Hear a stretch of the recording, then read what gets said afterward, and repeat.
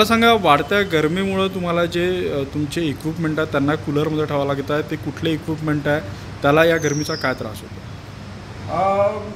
आपण 33 केवी मेडिकल सबस्टेशनला आलेले आहे आणि इथे 10 MVचे 2 ट्रान्सफॉर्मर आहेत आणि या गरमीमुळे उष्णतेची गरमी आणि या लोड वाढल्यामुळे ट्रान्सफॉर्मरमधलं जे ऑइल आहे ते खूप गरम होते आणि जे उन्हाळ्याची उष्णता आहे यामुळे या दोन्हीमुळे आमच्या ट्रान्सफॉर्मरचं ऑइल जास्त गरम होते आणि जास्त गरम जर झालं त्याचा जो काटा जर 82-83च्या वर जर गेला तर तो ट्रिप होऊ शकतो। त्यासाठी हे कूलिंग क्षमता आम्ही एका ट्रान्सफॉर्मरला 2 कूलर लावले होते आणि आता आमचंवालं 70च्या वर ऑइल टेम्परेचर गेलं आणि काल परवापासून 78 पर्यंत जात आहे। तर आमच्या वरिष्ठ अधिकाऱ्यांनी अजून पुन्हा एक कूलर या ट्रान्सफॉर्मरला 2 लावला आहे। त्यामुळे आताचं जर टेम्परेचर पाहिलं तर ऑइल टेम्परेचर 73 आहे आणि वाइंडिंग टेम्परेचर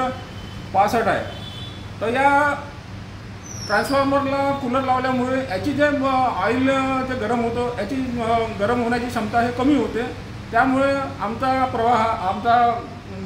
वीज प्रवाह हा सुरळीत राहण्यासाठी आणि डिस्टर्ब किंवा कोणती इंटरप्शन न येण्यासाठी आपण या ट्रान्सफॉर्मरला कूलर लावतो जेणेकरून हे थंड राहण्यासाठी। तुमचं नाव सांगा। मी संतोष हिरुळकर इथे प्रिन्सिपल ऑपरेटर म्हणून काम करत आहे। एबीपी माझा, उघडा डोळे बघा नीट।